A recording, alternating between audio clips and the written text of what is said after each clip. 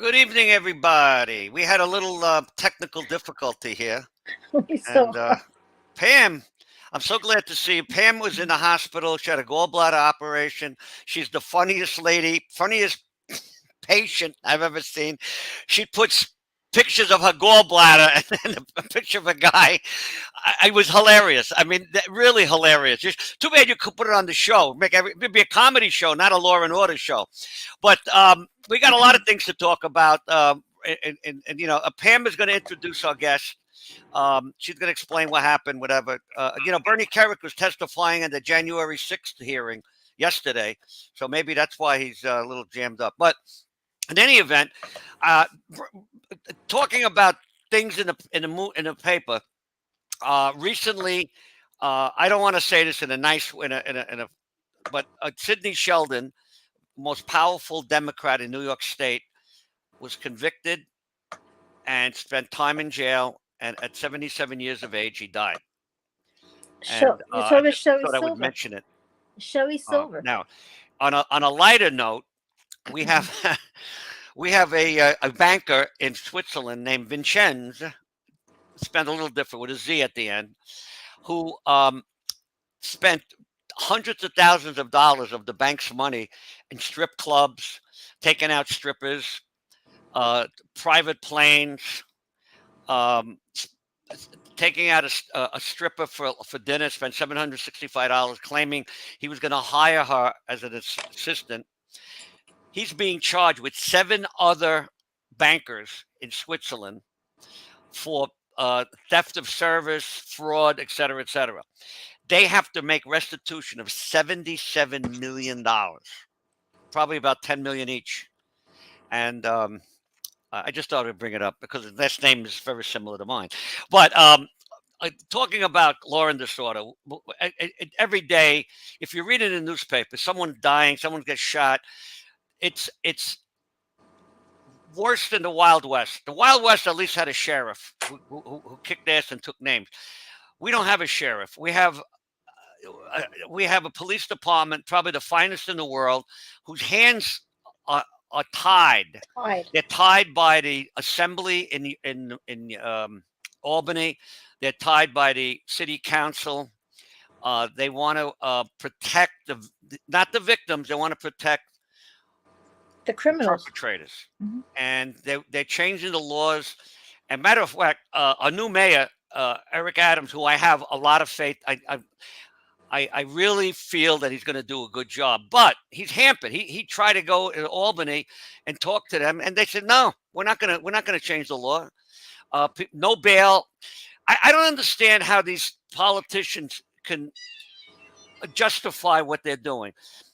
If you have low and no bail, these people go to jail one night, come out, they do the crime again. It's documented that these people have been arrested 4, 5, 6, 7 times, sometimes for the same crime, stabbing people. They're getting arrested for crimes that should put them in jail, and no, they're letting them out because they claim the bail laws are not fair. The people that are being arrested are indigent. They're poor. That's why they're stealing. But because they're poor doesn't mean they have the right to steal, to rob people, to push people off subway stations. We got to do something. Now, people are starting to wake up. The problem is they're voting these people in. They got to vote them out. And in New York City especially, if you're a Democrat, you get elected because you're going against, there's no Republicans to run against you. So the people that are Democrats should realize that this person, in name only, is a Democrat, but he's not really doing a good job for the people. So they should get a different Democrat who has better ideas, better understanding of the law, and do that. But they're not doing that. It takes a village of idiots to elect the village idiot, right, Pam? That's true. Now we're going to talk about. We have a district attorney now. He's sort of backtracked on one thing. He's letting felonies become misdemeanors, and recently he said anybody committing a crime with a gun will be prosecuted as a felony. So he's sort of coming around a little bit. I think he's afraid of this recall. I think enough people are talking about a recall. And of course, the governor won't recall him, or the attorney general. They're not going to do anything about it. And the governor, correct me if I'm wrong, Pam, the governor does have the authority to recall the district attorney. Yes, he does. Yes, he does. Can you hear me? Hello? You Hi, hear me? please don't tell me you can't hear me. Another Can you hear me? technical difficulty? You all right, let me can't hear continue. me? When you could come in, let me know. Can you hear me? I don't talk. Okay. I think we could be doing this silent. My volume is not working. Oh my God. You want me to repeat the question? No, I hear you. You don't hear me. Counsel, you want me to rephrase that question? Okay, everyone else can hear me, but you can't. Can the governor recall the district attorney? Yes. Yes. Yes. Yes. Yes. But they're not doing it. They won't do it. She won't do it. No, because she's left of left, and she wants to get reelected. I really feel that the American people are not stupid. They're misled. They're misinformed, but they're not stupid. They are seeing what's going on here, and I think they're going to vote appropriately. But again, we see what happens with now. I was actually shedding tears today. The second cop that got shot died today. I just young guys, 22 and 27 years old. They're babies. They're so I don't young. understand. This guy had a criminal record. He was in and out of jail. Again, another one that they let out on what could be considered felonies. They let him out, no bail. When are they going to realize that this is not working? Okay, the problem is this. Okay, with the bail reform, the judges are not able to look at the person's rap sheet, so they can't see how many times they've been arrested. They're only looking at what's in front of them, and that's what's tying the hands of these judges when they have to look to set bail.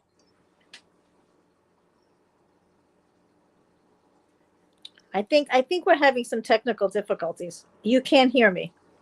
I hear you, but you're not talking. I am talking. Now you're talking. Okay, can you hear me now? Yeah. Okay. All right. What I said is the bail reform is made in such a way that the judges can no longer look at the rap sheet of the perpetrator in front of them. It used to be that the judge can see if the perpetrator, the defendant, has open warrants in New York or other counties, can look to see what his record is, if he has open cases for either the same crime or other crimes. And that would help the judge determine in setting bail. But right now with the bail reform, the judges are not able to look back to see whatever is on their rap sheet. So they're only dealing with the crime that's in front of them. And that's one of the problems that they have with this bail reform. So the judge is only looking at the crime right in front of him or her. And that's why a lot of these defendants are being let out either on very low bail or no bail. And then you have somebody like D.A. Bragg, who just came in Manhattan. And the problem is he's another one. He's reducing felonies and just charging as misdemeanors. And again, not wanting to prosecute serious crimes.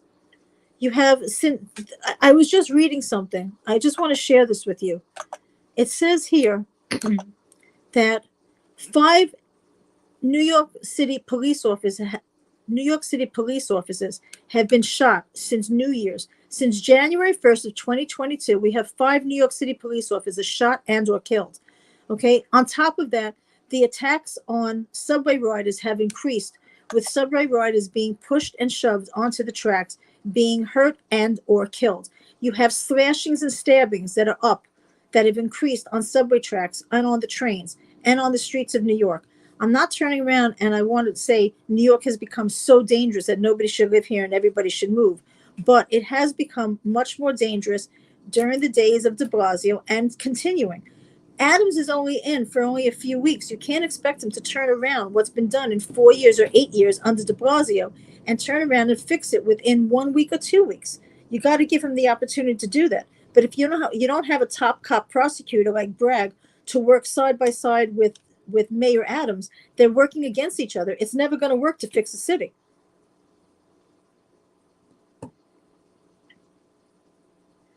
Please tell me you heard me, because I think everyone else can hear me, but you can't.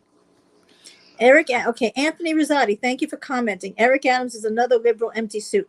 Okay, not necessarily, Well, but you also have to give him an opportunity. He's trying to be moderate in his No, I don't think so. He really does want to make the streets safe again. He was a troublemaker in the police department. You know that. Yes, I know. I had heard that. A lot of police officers do not like him. Mm-hmm. He was a troublemaker. Okay, but they didn't like de Blasio either. If he can do his job, I would support him 100%. Let's see if he can do it. But you got to give him an opportunity. His hands are tied. He's got the city council, and they're all woke. And then you have the state assemblies, all Democrats, and they don't want to change the law. They want to keep it the way it is.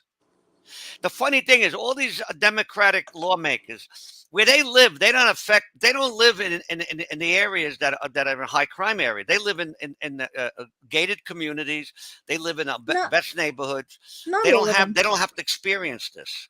Okay, and first of all, too, you're talking about, okay, you're mistaken there, because Vinny, not all crime is taking place in high crime areas. Okay, you have crimes that are being taking place in the middle of broad daylight in areas like Midtown Manhattan, 34th Street, Penn Station, subway stations. So now, under Adams, which never happened under de Blasio, right now with Eric Adams, he's told the cops they now have to patrol these subway stations in their sectors. So instead of just being above ground, they are now below ground. But you can have cops at every single subway station. All it takes is for one person to turn around and shove someone on the tracks or stab somebody as soon as the cop turns their back. I don't even know at this point what the answer is. You could have more cops on the street. I say bring back stop and frisk. I am a criminal defense attorney, but at the same time too, I used to be a prosecutor. And when you had Giuliani, who was the mayor of New York City, the streets were safer. And then after that, you had de Blasio, and everything ran amok since then. You can't turn the streets over to the criminals. You know, we as taxpayers, we're the ones who elect the officials. I don't think the criminals are the ones who are going to the polls. And we're not even talking about illegals or undocumented people. You're talking about actual people committing crimes. You think they're out there right now saying, you know, let me vote for a Democrat because I know if I commit a crime, I'm not going to get arrested. It's the taxpayers who are the voters.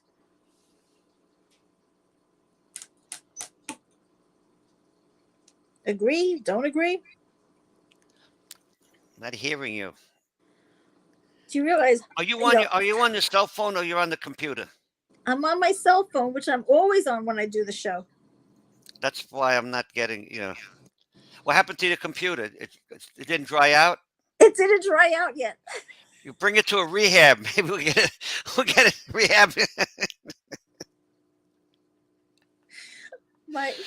You're the only one I know who could put. Would you put a soft drink in there, or water fell into your computer? I had a bottle of water in the bag with the computer that unfortunately spilled, and it caused my laptop to marinate. Okay, so you're a former prosecutor, okay? Correct. All right. What is the disconnect between the prosecutor and the police? Don't they supposed to work together? There is no disconnect. Of course, when I was on the job, I worked with the Attorney General's office, okay? Right. We worked very close. We used to prepare cases together, go to lunch together. We were like a team. But with Bragg and some of these other woke, I hate that word woke. I don't know where that word comes from. Please don't use it, because honestly, it annoys me. It's a terrible word. It annoys me. Don't use it. Progressive. Let's say the progressive. Okay. District attorneys. They are not.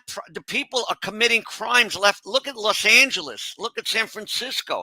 People are robbing. Look at Chicago. Allowing them to rob stores up to $999.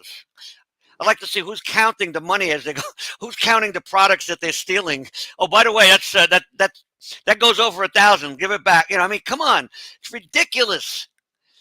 And they just keep going on, and you know what? I don't blame the criminals.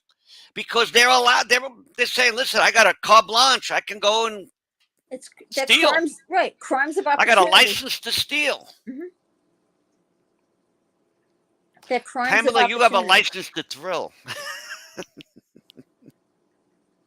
Listen, by the way, just as an aside, just Yeah. getting back right now, for me to be able to do this, I'm trying to be painless about this whole thing. But every day we see someone getting killed or mugged or injured, seriously injured by someone who has multiple criminal records, and they just come out and out now. Now, I'll give you an example. The guy who killed a score of people on that with the van that went through, what was it, Wachaka? I can't remember, in Minnesota. He was on bail. He was on bail Right. for no bail for beating up his girlfriend, running her leg over with a car, and they let him out with no bail. Oh, I And he remember that. killed And all then he those drove people through like a in the parade. parade. When is this going to stop? Now, people are going to become vigilant.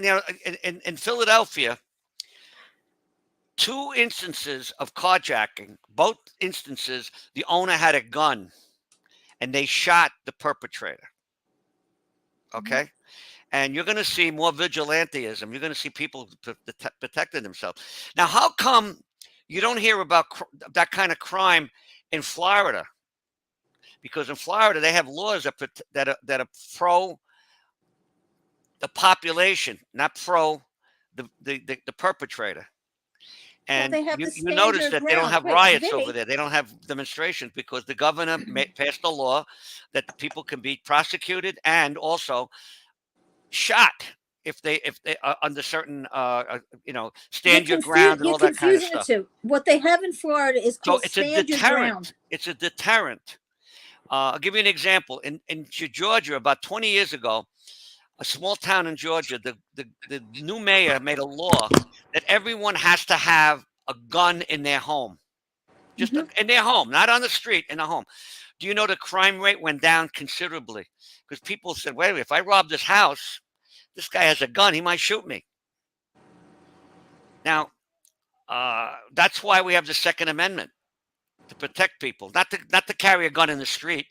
As you and I discussed about Kyle Rittenhouse, uh, walking with a semi-automatic rifle in the middle of the street, in the middle of a riot, is inviting trouble. He invited trouble. I have to make, but he did self-defend. He defended himself. But maybe what you said the last time, maybe it's true. Maybe if he didn't have the gun, maybe they wouldn't have attacked him. The whole, I mean, first of all, you don't attack a guy with a rifle with a skateboard. Okay, that's what they did. It's like going to a gunfight with a knife. I mean, you don't do things like that. That's true. So, but at least something. It wasn't a loaded skateboard. So when are we going to have our guests come on? I need to jump off for a moment to go and check my email. Why can't you hear me? I can hardly hear you. I can't even talk louder. Okay, by a show of hands, or somebody please email me or text or something. Can everybody else hear me except Vinny? Can anyone else hear you besides that? Hello? Someone text in. I was about to do like some Anthony great, Rosati, like, why don't you comedy. text in, see if you hear it. Anybody hear me? Hello, anybody out there? Anybody alive out there in YouTube land?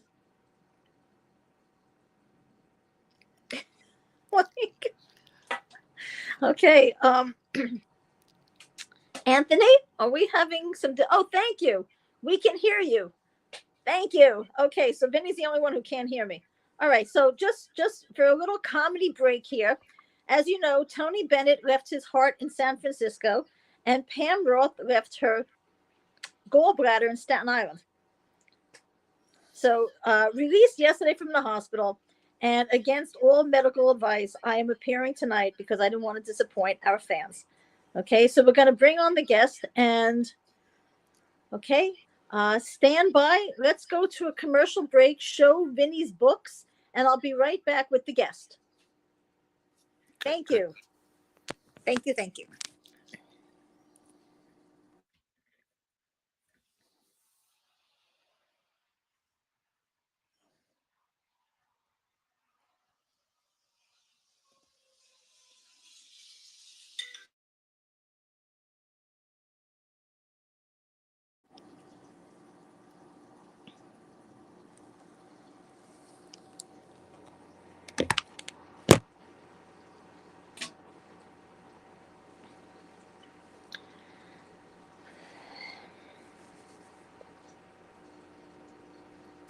Okay, great. Welcome to the show. Ladies and gentlemen, and all our viewers and listeners, I would like to welcome to show the guest tonight we have is John All right. Curley. Now Pam looks John better is a too. private investigator, and he is going to be discussing improving child protection laws in New York and across the country. And he is also going to be speaking about Andrew Vax, who recently passed away, and rest in peace, Andrew Vax. And John, take it away. Please tell us what Good it is evening, that you John. do Welcome. and who is Good Andrew evening, Vax Vinny. and How your are you? relationship. And turn on your I'm volume because we cannot hear you. okay. How about that? And we Perfect, cannot hear perfect. you. Unmute yourself. I'm not muted. I'm on. I hear you. Pam can't hear me. Pam has never heard me. Well, she reads Okay. lips, so maybe you can. I can't. Okay. All right. Your guy Anthony's saying everybody can see and hear This me. is becoming a Okay. comedy show. My volume is on. You're coming loud and clear to me.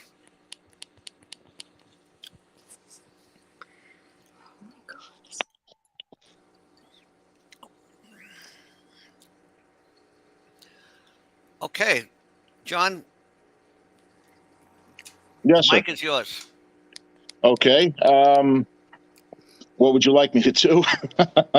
Well, I'd like you to dance and do a song, but I don't think you're Oh, you don't want to musically hear me. inclined. You do not want to hear me sing.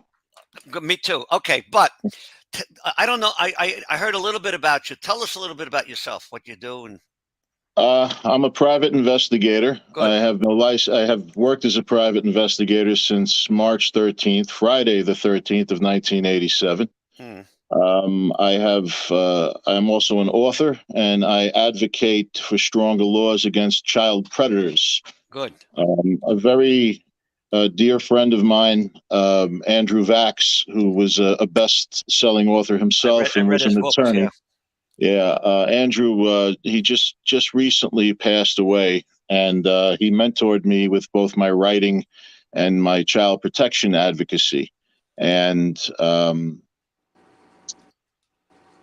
I had, of course, promised him the one thing that Andrew wanted, the only thing that he wanted was that people would continue the work that he had started, which I promised him I would do. I was not anticipating it happening this quickly. I don't think anybody was. But when you stand on the shoulders of giants, it's a lot easier to do the job. Yes. Yes.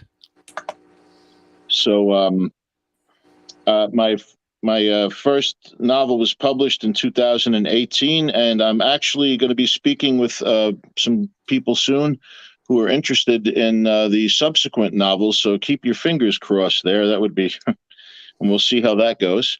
I have a not-for-profit that I'm awaiting some final paperwork from my attorney. It's called the Child Protection Constituency.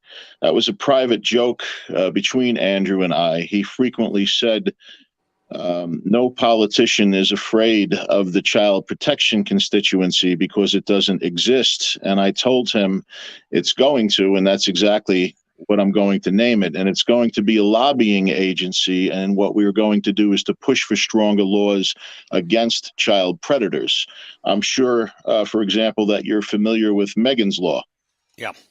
All right. Megan's Law is a joke. It started out to be something, and what it ended up being, and to sum it up as succinctly as I can, you have this creature that enjoys raping and hurting children.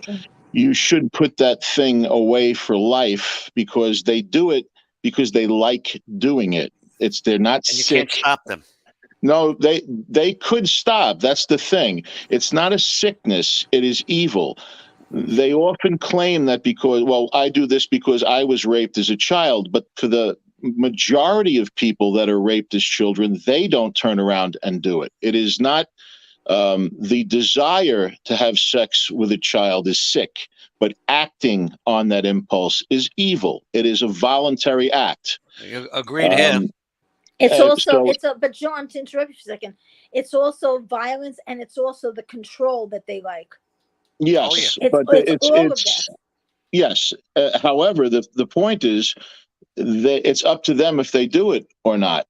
So Megan's Law is basically you have this creature that likes to rape children, and if you ever have the misfortune of speaking with them, they will tell you they're surprised that we don't hunt them and that we allow them to do what they do. You should be putting this, the politicians should be have crafted laws that would put this creature away so it doesn't have the opportunity to hurt more children, but they don't. So it's going to get out on bail or its sentence is done. And basically, they're going to tell you where it lives. They're not going to put any real time or effort into making sure that it's where it says it lives.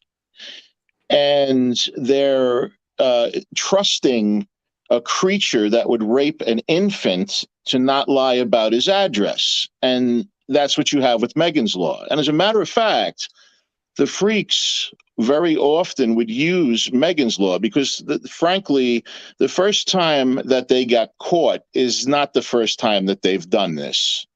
And very often what they would do is if they hadn't been caught yet and they meet, say, some young woman and they're eyeing the kid already, they'll tell the woman, well, look me up. I'm not on the sex offender list. And that was a frequent ploy that they would use. So you have something that started out to be something. They took the name of a little girl that was raped and murdered, and they basically, all the politicians that took part in it got plenty of free press about it. If the money that went into them promoting their part in bringing that law into being went into verifying where these creatures lived, then it might actually have been worth something. Most recently in New York, we had the Child Victims Act. In New York, previously, the statute of limitations to prosecute or to bring a civil suit against someone that had raped a child ran when the victim turned 23, which is absolutely absurd. The person could still be living with the abuser. The person could be overseas in the military. That was an avenue that some kids would use to get away from these things. Sometimes they're so hurt and traumatized that it's just not enough time for them to have been able to do that. So the goal of it was to raise the age. And what they're screaming, it started out that they were going to do something good, and they're screaming about, we have to save the children, we must save the children. And what it became was a pissing match between the Catholic Church, who didn't want to have an open window to go back and allow people who had lost the ability to sue because of the statute, and the Trial Lawyers Association, which was salivating at getting the opportunity to bring all of these lawsuits. And that's what it ended up being. So essentially, they're saying save the children. What it does do that's meritorious is it allows people that have been hurt before to bring lawsuits against the people that did it. But that's all. I mean, it's not going to save a single child. There's no deterrent for these guys. They like raping babies. So knowing that they could get sued or prosecuted, well, they know that already. So the Child Victims Act, with everybody screaming, we must save the children on both sides, ended up being garbage. Prior to that, in the early 2000s and the late 90s, Andrew had spearheaded a movement which closed the incest loophole in New York. And what the incest loophole was, essentially, in basic terms, was if you rape a baby, you're a monster and you go to jail. If you rape your own child, well, you're sick and you need help. And people that have no experience with this sometimes, I guess, don't realize that predators have grown their own victims since there have been predators. And Andrew had started it, and it began, I believe, in an argument between him and Robert Morgenthau in the New York Times. Andrew had written an op-ed piece which stated the inadequacies of caused by the incest loophole. Morgenthau made the mistake of replying to it. You can actually find all this stuff online where he pontificated and blathered on about how, well, that never really happens, which was a mistake to do with Andrew. if you wanted to debate him, you could, but you really had goddamn well better know what you were talking about. I could tell you that from experience.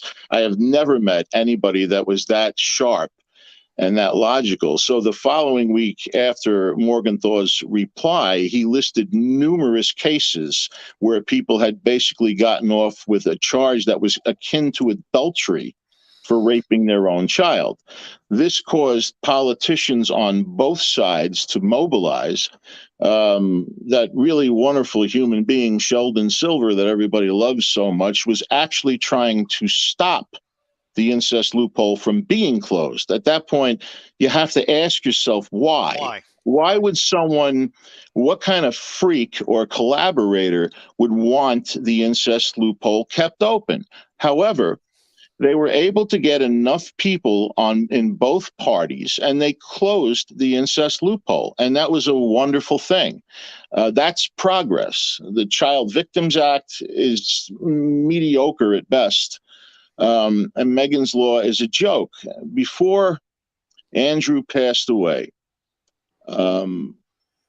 actually, you know what? I'm going to say this about my friend, whom I loved very much, who spent a huge amount of time speaking with me. I don't know what about me rated that, but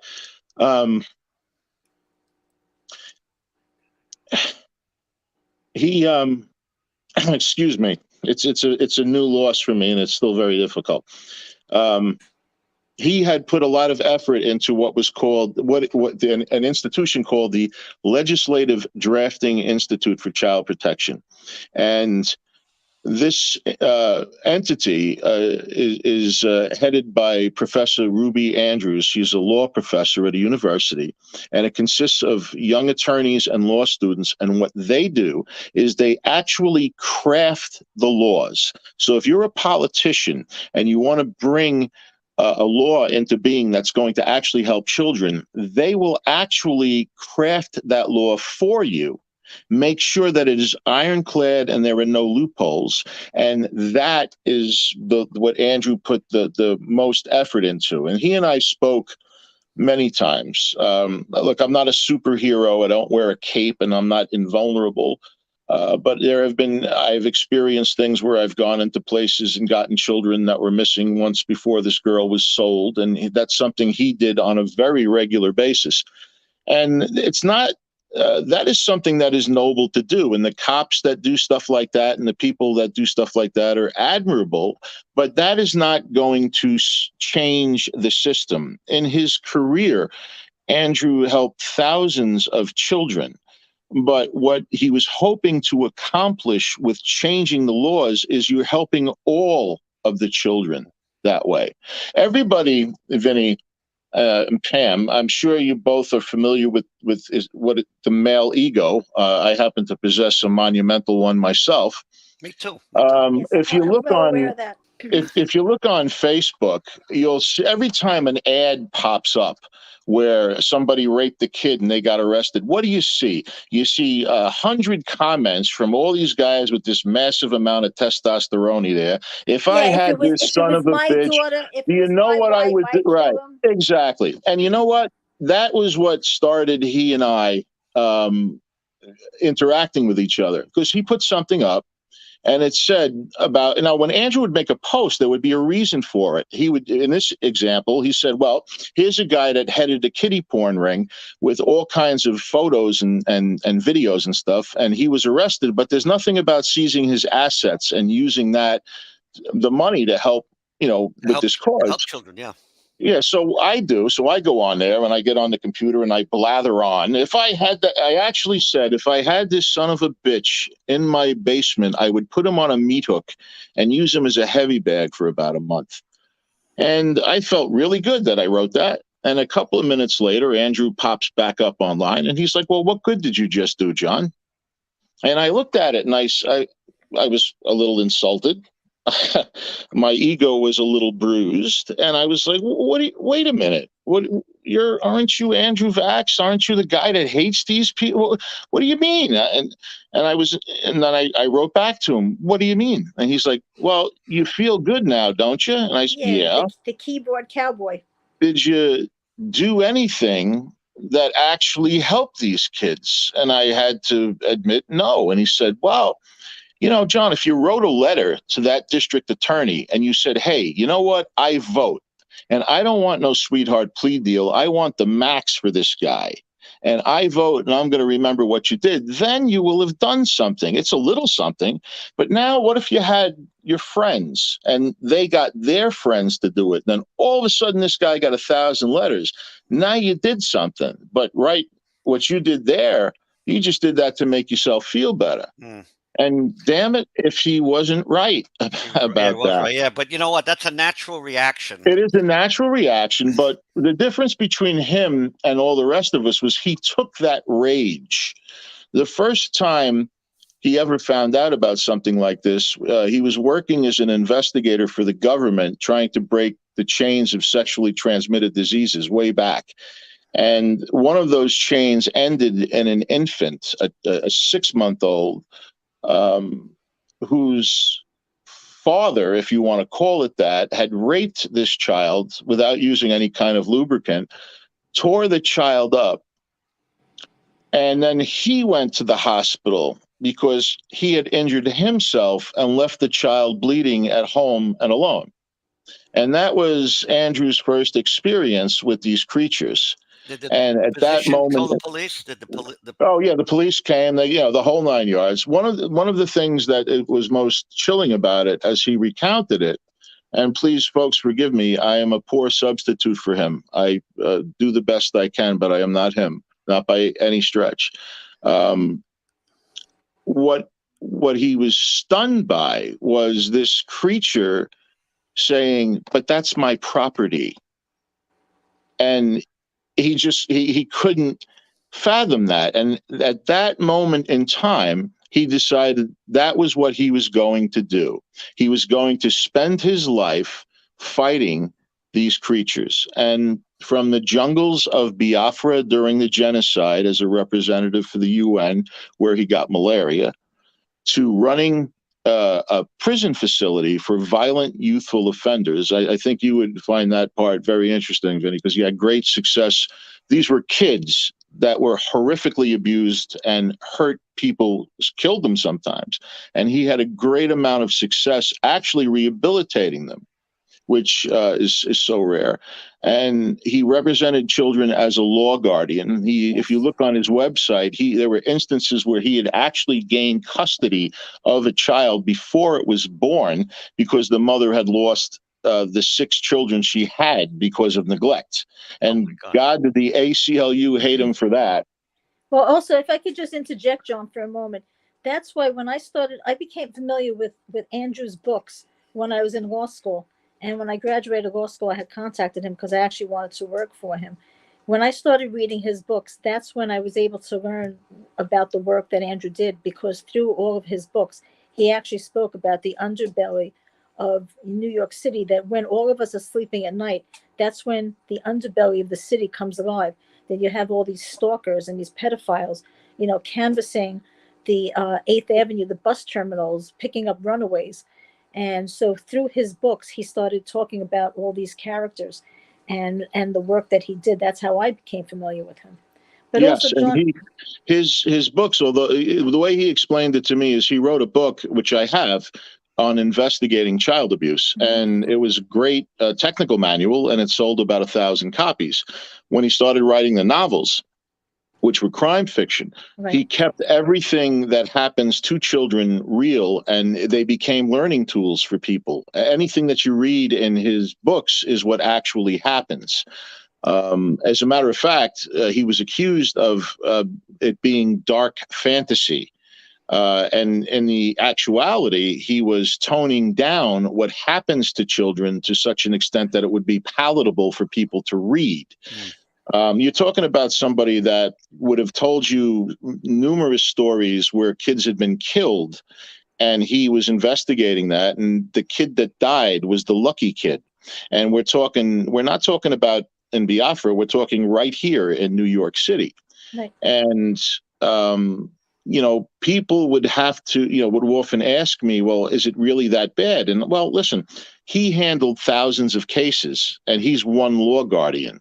So either he hit lotto in the worst possible way, or this is a very widespread problem.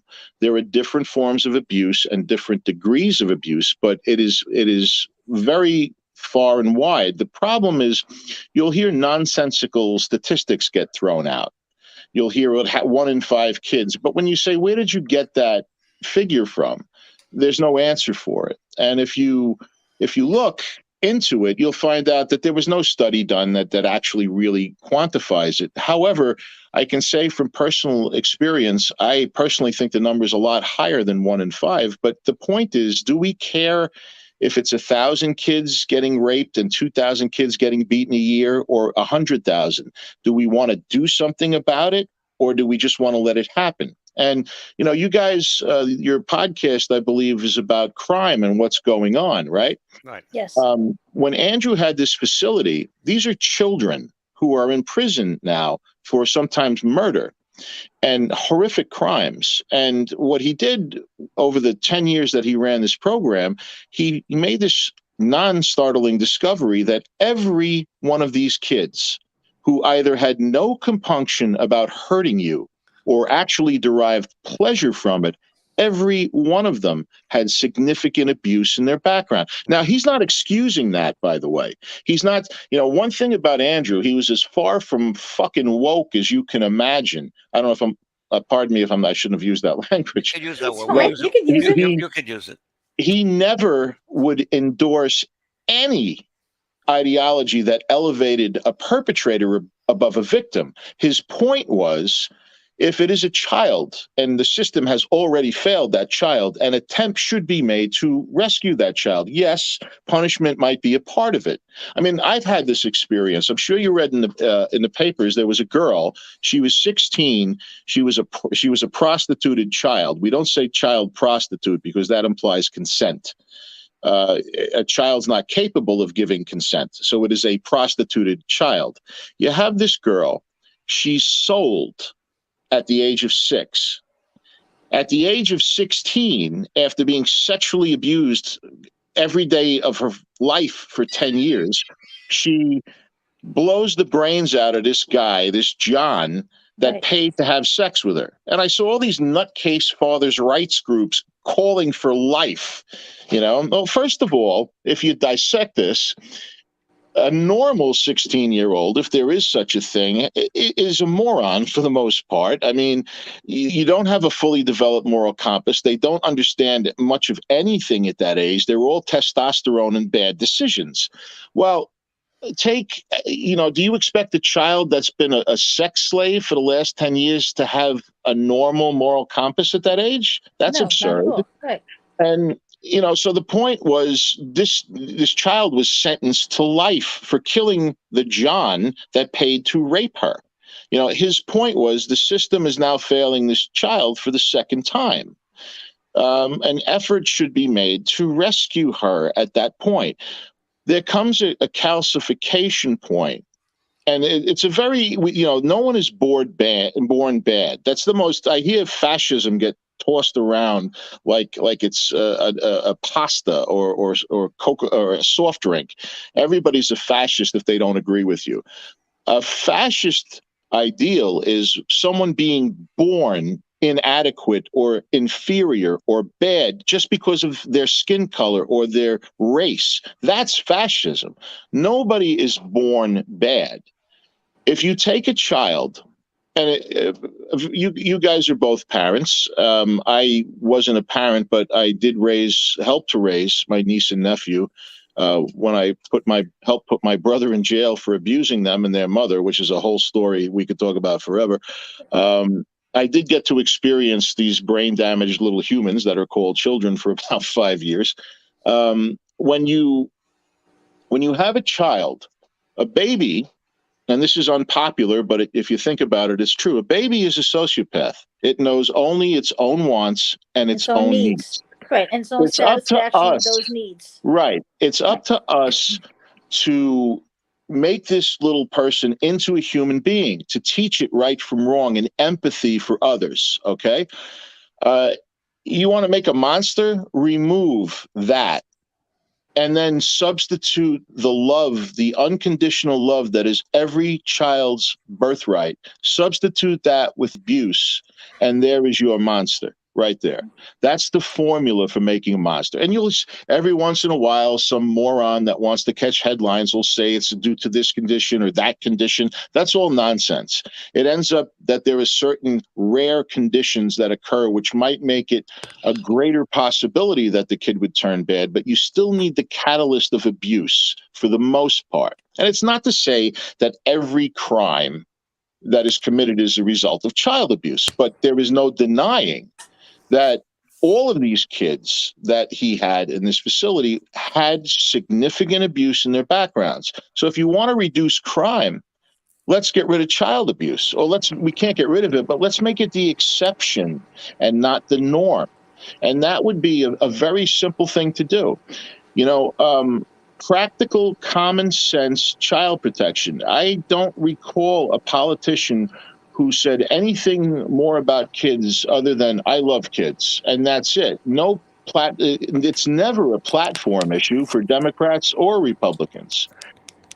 Um, Correctly approaching this is better training. Someone asked me, and I, like you, Vinny, I'm a private investigator. I've done criminal defense work. I believe in due process. I always have. I don't go by accusation. I go by conviction. I have investigated cases for people that were accused of hurting children, and it ended up they were exonerated.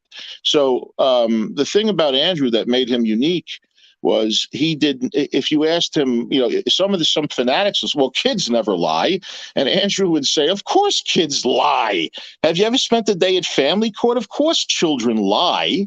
Yep. Of course, there are false accusations. I despise movements like the Me Too movement because it's a fad. It pops up. It started to lose steam when the side that was promoting it realized that some of their own were Harvey Weinstein and Harvey people like Weinstein, that. Yeah, that started to lose steam then. Of course, false accusations exist. And they were saying there was this ridiculous, and this goes back to what I was saying before, there was this ridiculous thing going around where, well, only 2% of all accusations are false. Well, first of all, and I had this exact conversation with people, first of all, imbecile, we have 2 million people incarcerated in this country. So if only 2% of it's false, how many people is that? 40,000, I think.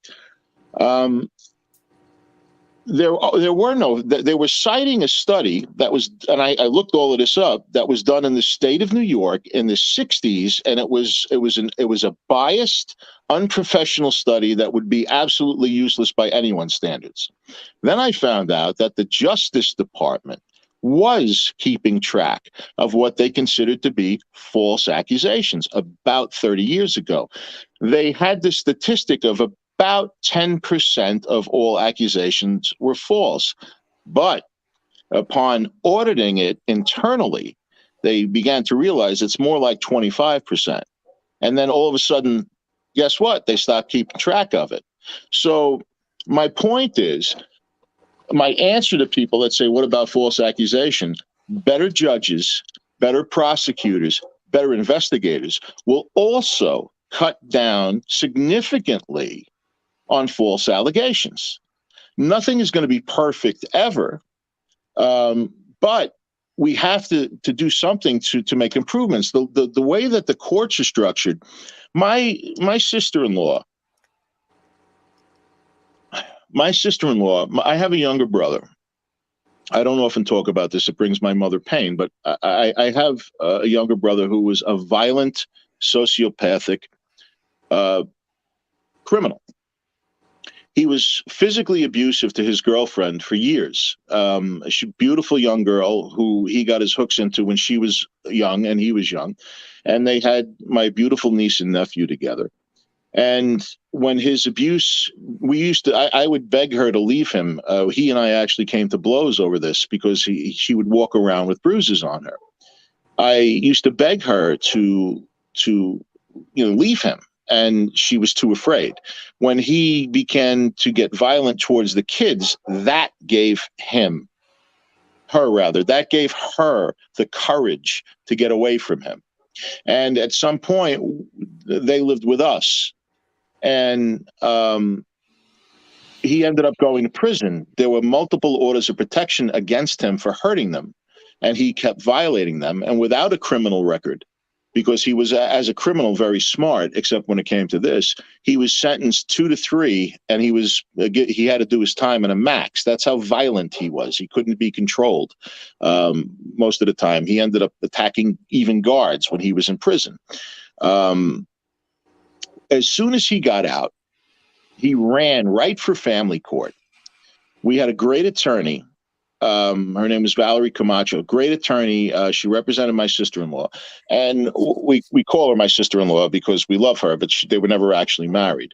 What happened was the judge laid it out for him.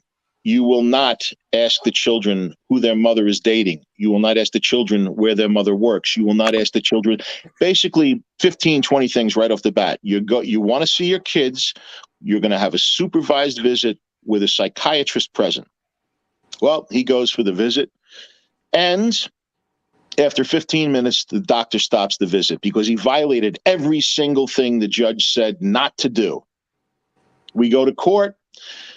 The psychiatrist submits a report saying that the father is not someone that should be around the kids. And that's pretty much at that point a no-brainer. He is hurting these kids to get to their mother. It's obvious that he's doing that. And children are children for such a short period of time. It's pretty obvious there that the solution is, until this guy can get his head screwed on straight, which is probably never, he shouldn't see these kids. You know what the judge said? He's the father, so he has to see the children. Well, you know what? He shouldn't have seen the children. I see decisions like that in my work all the time. How about a woman who gets beaten senseless by this guy, busts her nose, busts her eye in front of the kids, and now she's supposed to co-parent with him? How? How does that happen? Well, that's because the geniuses in California came up with this joint custody thing. You know what?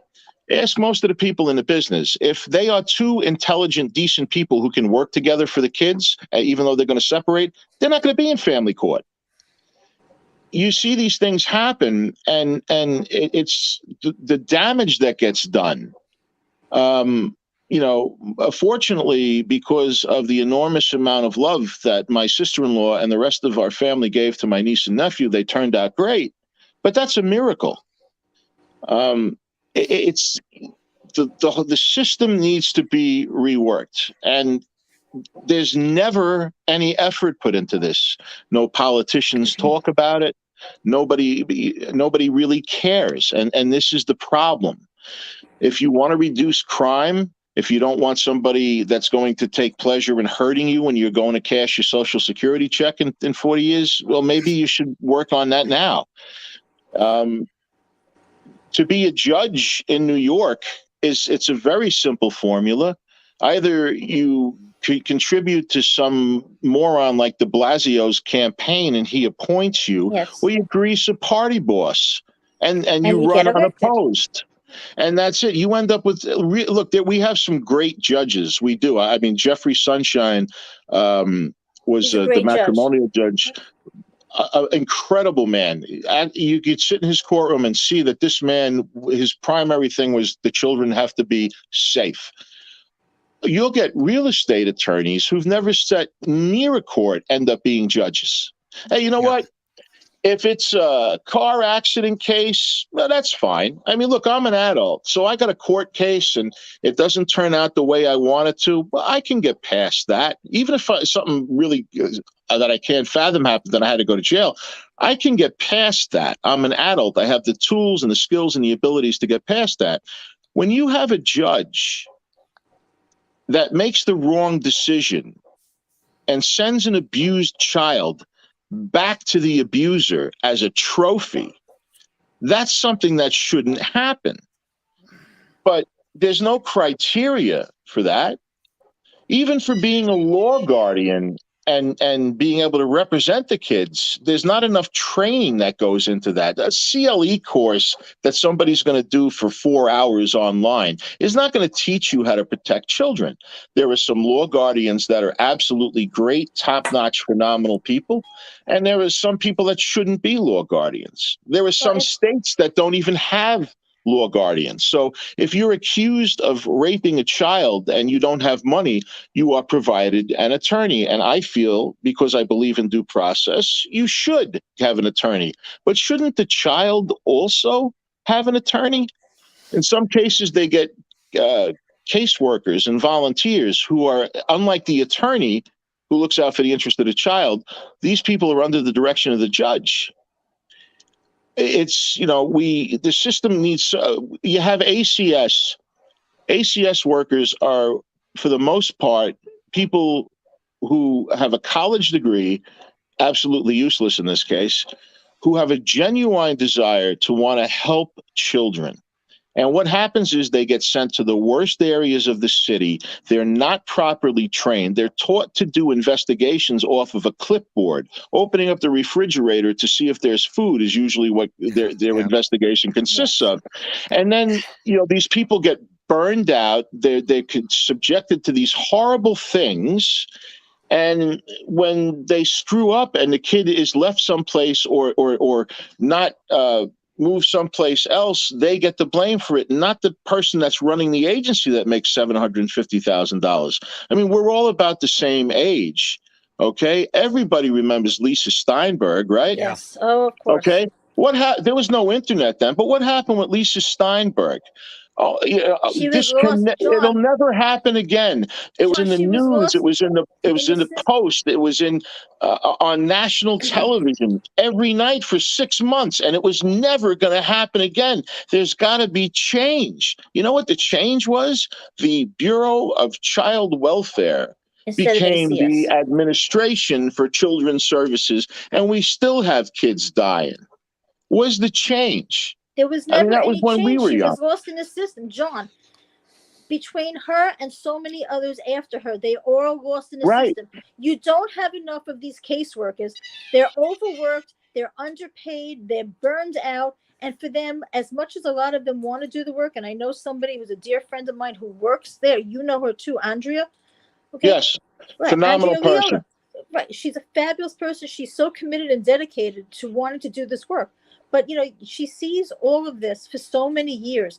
There is not enough people like Andrea. You have others who just get up in the morning and it's a paycheck and they do what they got to do. And at the end of the day, they close their eyes to it because they know themselves too. Even if they do the extra, nothing's happening. There is no change being made. But if you let me just interrupt you for a second before we run out of time. Going back to a couple of points that you raised, if I may, the sex offender registry is a joke. I'm a criminal defense attorney, as you know. These people, they register with the sex offender registry depending on what level that they're assessed at. They can move around freely. There's no follow-up to see where they are, if they're checking in, if they're moving. Most of the time, they're not all they got to do is register once a year. All they got to do is register once a year with an address. That's it. That's it. It could be anybody's address. Nobody's really, again, who's going out there and really doing the legwork? There are not enough people to go out there and do it. If you're also talking about all the things that have been going on as far as child abuse and grooming children from at a young age, the church, the biggest producer of pedophiles is the church. Because what happens with the I would say, just give me 1 second with that, Pam. I think it's slightly different than that. I think what you have is predators hunt where there's prey. So the predator was already there. They go there because it's a hunting ground. And I agree with you. However, it's not just the church. It happens in Islam. It happens in Judaism. Yeah.